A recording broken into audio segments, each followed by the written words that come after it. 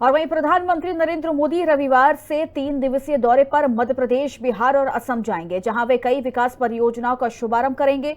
बिहार के भागलपुर में वो पीएम किसान सम्मान निधि की 19वीं किश्त जारी करेंगे, जिस पर विपक्ष सवाल उठाने लगा है।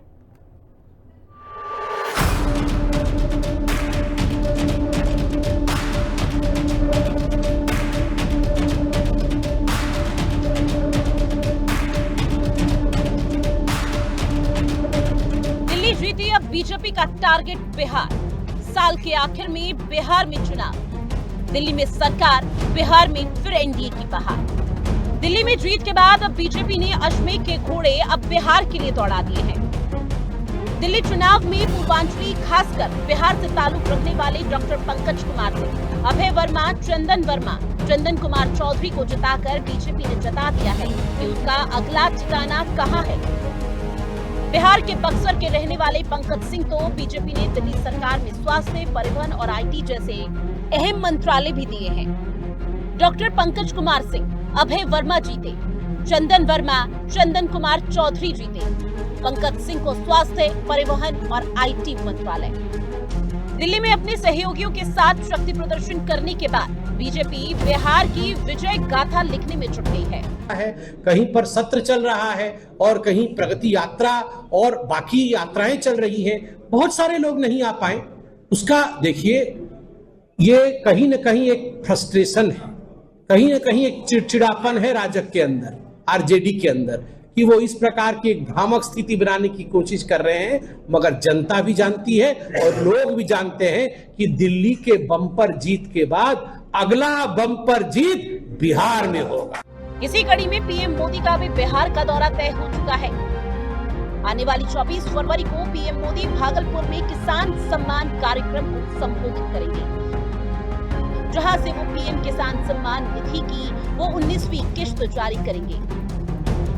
इसके अलावा पीएम मोदी का बिहार का दौरा, 24 फरवरी को पीएम मोदी का भागलपुर दौरा, पीएम किसान योजना की 19वीं किश्त करेंगे जारी। देश भर के 9.7 करोड़ किसानों को मिलेगी राशि। 21,500 करोड़ रुपए की आर्थिक सहायता दी जाएगी।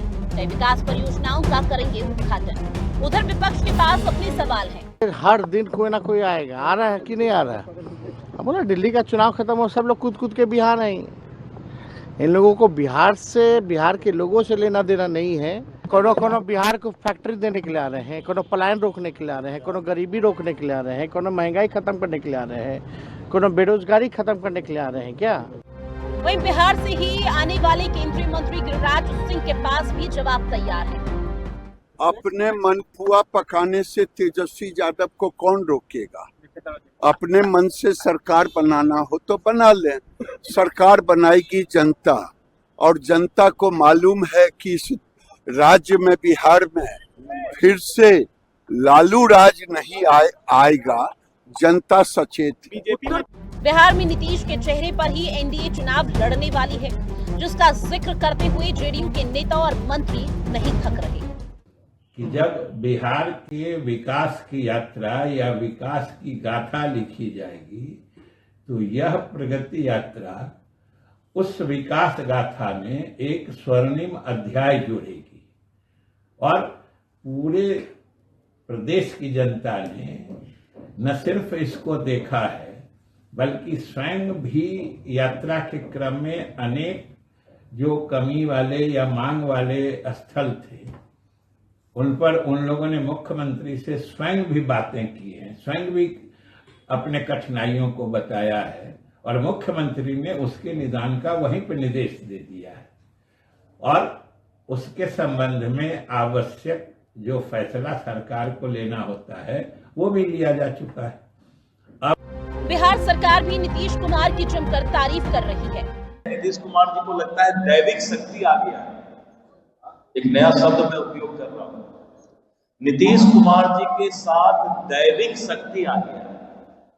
कुछ तो है, एकाएक उनके अंदर ये दैविक शक्ति आया है कि बिहार को विकसित बिहार बनाने के लिए उन्होंने जो मजबूत इच्छा शक्ति प्रगति यात्रा में दिखाई है, एक राजनीतिक दल के अध्यक्ष से अलग हटकर एक व्यक्ति के रूप में भी मैं इस बात को देखकर अचंभित हूं आश्चर्यजनक है। पूरे देश में इस तरह का कभी विकास का, प्रगति का जो स्पीड है मैंने नहीं देखा। वहीं नीतीश कुमार को लेकर बीजेपी की ये तारीफ आरजेडी को नहीं पच रही। वो फ्लैशबैक में जाकर बीजेपी पर लगातार निशाना साध रही है। प्रधानमंत्री जी ने पहले कहा था कि नीतीश जी का डीएनए खराब है। जो मंत्री कह रहे, पहले प्रधानमंत्री जी ने जो सवाल किया था डीएनए खराब होने का, पहले उस पर स्पष्टीकरण दे दो।